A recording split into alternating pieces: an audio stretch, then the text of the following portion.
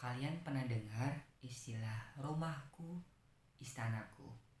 Iya, menurut orang lain, rumahku, istanaku itu merupakan sesuatu yang sangat istimewa bagi seorang. Tetapi bagi seorang bernama Ibu Wulandari Julianti berusia 34 tahun, itu dirasa sangat tidak tepat mendapatkan hal tersebut. Kenapa? Karena terjadi pelecehan seksual kepada dirinya dan juga anaknya. Bagaimana ini bisa terjadi? Dan ini pelecehan seksual Wulandari Julianti berusia 34 tahun, putrinya berinisial A berusia 15 tahun, dan pelakunya siapa lagi? Tentu bukan dari tetangganya, tentu bukan lagi dari saudaranya, tentu bukan dari orang lain, tetapi dari keluarga kecilnya. Siapa? Yakni ayah tirinya yang memang melakukan ini kepada anaknya sendiri, melakukan pelecehan seksual yang dimana melakukan speak up di dalam podcast Denny Sumargo di tanggal 12 Oktober 2025, yang dimana sebenarnya sudah dilakukan pelaporan di bulan November 2024. Kok bisa ini terjadi? Bagaimana ini terjadi? Yuk, mari kita simak videonya.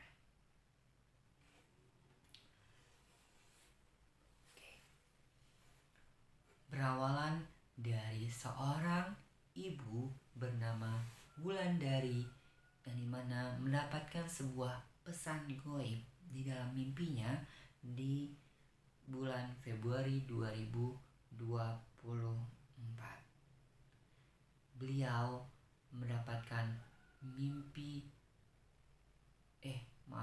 tahun 2025, bulan Februari 2025, beliau mendapatkan sebuah mimpi yang itu sangat kurang pantas akan dirinya. Tentunya merasa denial gitu ya, merasa tidak mungkin ini terjadi akan keluarganya.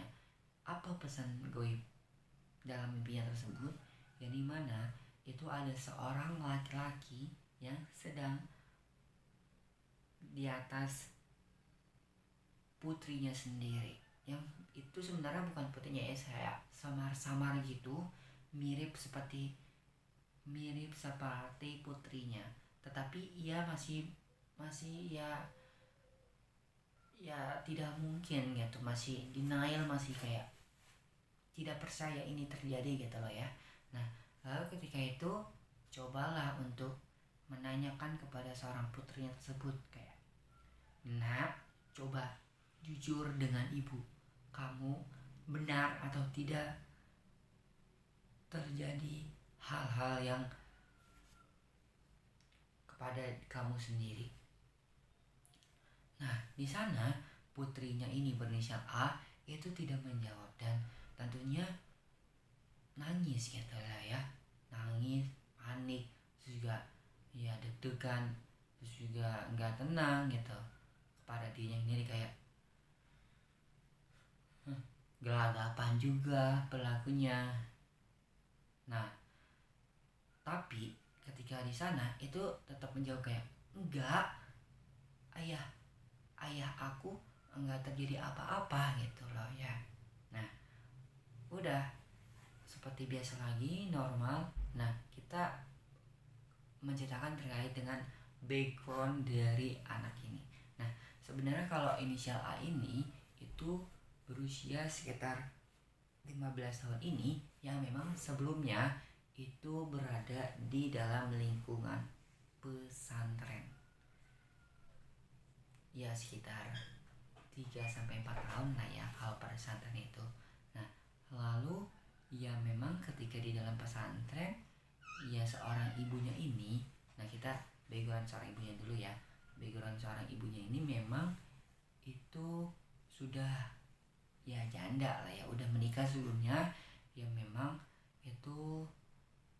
seorang anaknya ini. Jadi ayah dari ini mempunyai anak, dan ibunya ini itu mempunyai anak juga yang memang lagi di pesantren. Yang memang itu udah usia pernikahannya itu udah sekitar 7 sampai 8 tahunan gitu lah ya.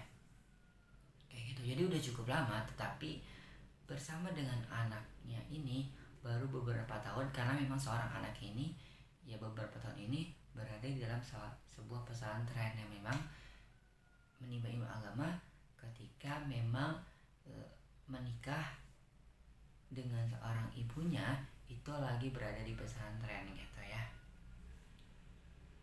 Jadi ya tentunya ya hanya sesekali aja ketika memang acara-acara inti aja ketika ini berada dengan anaknya, misalkan seperti lagi pulang lagi ke rumahnya, misalkan lagi ada di rumahnya ketika selesai dari hari-hari raya gitu lah ya. Terus juga ketika hari-hari besar lainnya itu pulang, tapi ya sekedar formalitas aja ketemunya gitu lah ya. Nah baru intensnya ketika ia sudah menyelesaikan pendidikan di dalam pesantren tersebut kayak gitu. Ya 15 tahun ya, sekitar baru usia sekitar sekolah SMP mau ke SMA gitu lah ya, kayak gitu. Nah bagaimana ini terjadi gitu lah ya. Nah ketika itu menurut penuturan, nah ketika itu memang ketika ia tidak ada ya tadi ya, ketika berada di lingkungan pesantren, terus juga ketika ayahnya ini ya melakukan hal-hal yang tak senonoh kepada putri ini, ya memang itu tidak diketahui sama seorang ibu Wulandari ini. Ya memang awal ini bisa ketahuan karena seorang putrinya yang kecil yang berusia masih SD itu sekitar 7 sampai 6 tahun itu melihat secara langsung perlakuan ayahnya sendiri melakukan hal-hal yang tidak senonoh kepada putrinya yang berinisial A tadi kayak gitu. Jadi melihat langsung seorang anak yang tidak berdosa itu melihat pelecehan seksual akan keluarganya, akan ayah kandungnya, berarti ya ayah kandungnya sendiri kepada putrinya yang berusia 15 tahun tadi gitu loh ya. Nauzubillah min zalik. Dan memang ternyata setelah diusut ketika dalam proses tersebut, memang ibunya ini mendapatkan pelecehan seksual juga, bukan pelecehan ya, kekerasan seksual juga, kekerasan kepada dirinya, atau termasuk KDRT lah ya hitungannya, KDRT yang dimana memang ini terjadi dan dilakukan ketika masih pacaran. Nah tapi sebenarnya di sini seorang ibu Landa ini masih mempertahankan karena memang masih berusia ya, masih dini usia pacaran tersebut, masih sekitar 2-3 bulan gitu ya waktu itu bilangnya. Nah memang ya udahlah aku pertahankan karena memang ya masa sih harus ada part 2 kalinya untuk bisa merasakan ya mohon maaf janda kedua kalinya gitu loh ya akan hubungan tersebut dengan seorang laki-laki gitu. Nah makanya di sini masih mempertahankan ya, memang ketika itu mendapatkan kekerasan ini ya karena memang ada hal-hal yang ketahuan dengan perempuan lain, atau kekerasan ketika ada hal-hal yang sifatnya ini sangat apa ya, hal-hal yang sederhana sebenarnya ini dipermasalahkan oleh seorang ayahnya tersebut. Memang termasuk yang apa ya, bisa dikatakan bukan frontal ya, terlalu keras lah sifatnya kayak gitu. Nah ketika itu ya masih mempertahankan hubungan tersebut gitu lah ya. Nah ketika itu ya menikahlah, terjadi hal-hal seperti itu gitu lah ya, terjadi gitu lah ya. Dan memang usut demi usut memang ya beberapa kali ketika melakukan pernikahan itu seorang ayah atau suaminya ini itu mendapatkan ia melakukan perjudian yang memang ini tidak dianjurkan oleh agama gitu ya. Melakukan perjudian, mabuk-mabukan juga, terus juga ya pelecehan seksual juga, kekerasan KDRT juga kepada istrinya sendiri juga, yang memang ternyata faktanya ini tidak diketahui oleh tetangga sendiri. Bahkan tetangga ini gak percaya akan laporan, akan yang disampaikan oleh Ibu Wulandari ini, karena memang sifatnya ketika di luar itu, ketika mancing ya seperti biasanya normal gitu loh ya, yang memang tidak tidak ada hal-hal yang memang ini itu bau-bau akan terjadi hal-hal yang seperti itu gitu loh ya, seperti biasa aja gitu loh ya. Dan memang ya bahkan itu ketika lagi ketemu gitu lah ya, Pak, hai gitu lah ya, itu masih nyapa seperti biasa, tidak ada hal-hal yang mencium-cium bau-bau yang terjadi hal-hal yang seperti itu gitu lah ya.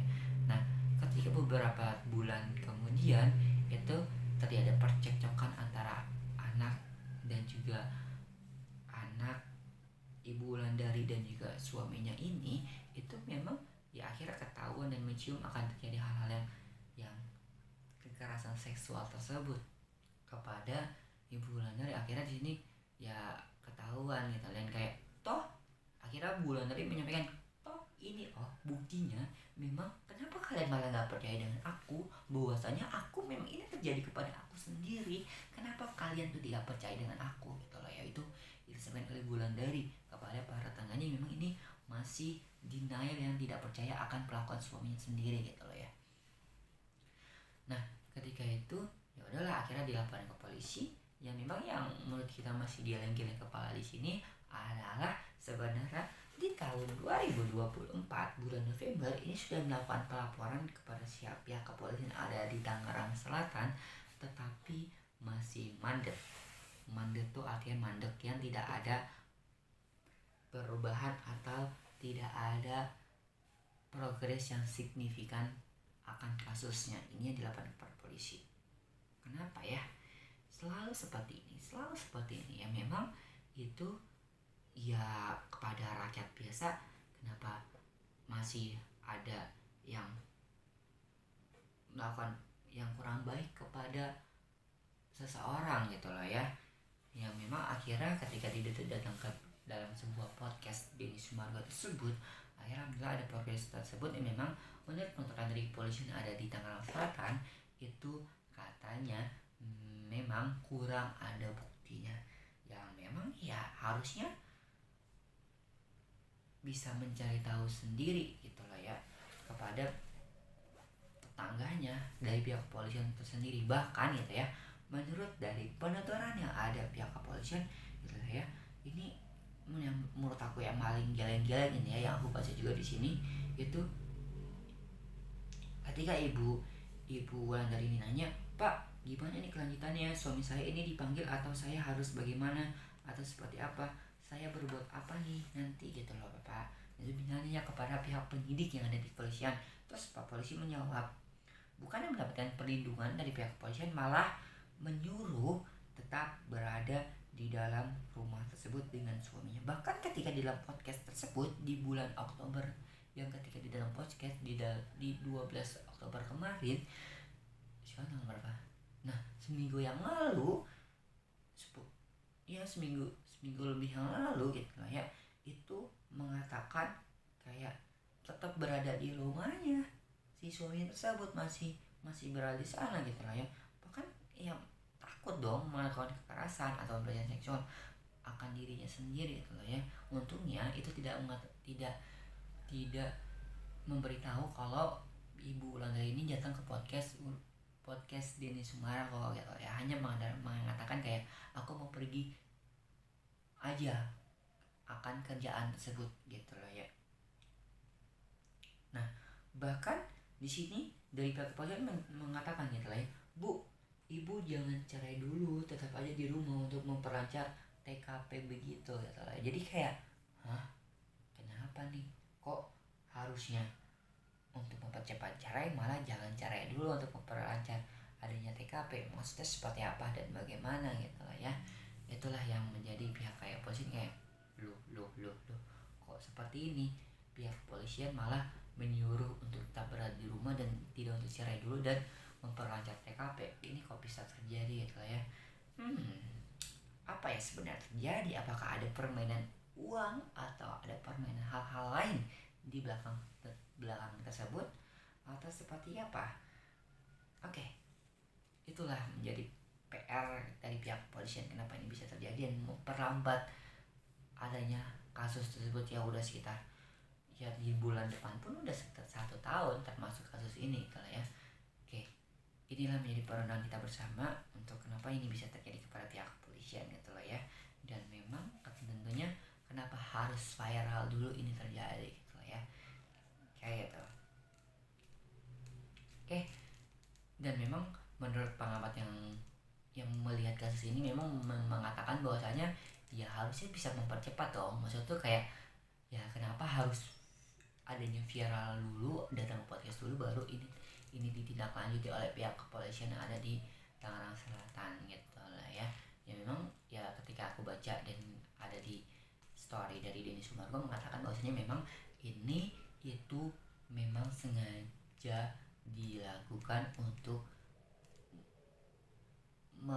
karena memang kurang memperkuat adanya barang bukti yang dilakukan yang didapatkan oleh pihak kepolisian dipegang gitu lah. Jadi kayak oke, udah ke rumah dulu aja, jangan cerai dulu untuk memperoleh TKP gitu lah ya, katanya seperti itu gitu lah ya.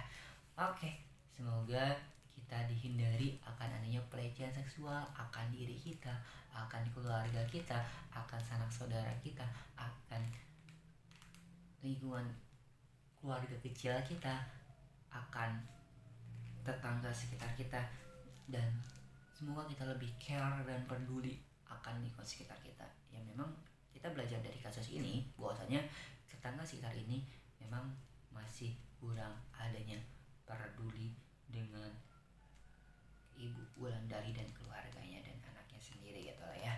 Semoga bisa mengambil banyak hikmah dan pelajaran dari kasus ini, dan kita yuk sama-sama untuk menjaga dan memperkuat dan lebih care akan lingkungan sekitar kita, bahkan keluarga kecil kita. Terima kasih teman-teman untuk yang sudah menonton video ini. Jangan lupa di subscribe, like, dan di komen. Assalamualaikum warahmatullahi wabarakatuh. See you next video teman-teman. Bye bye.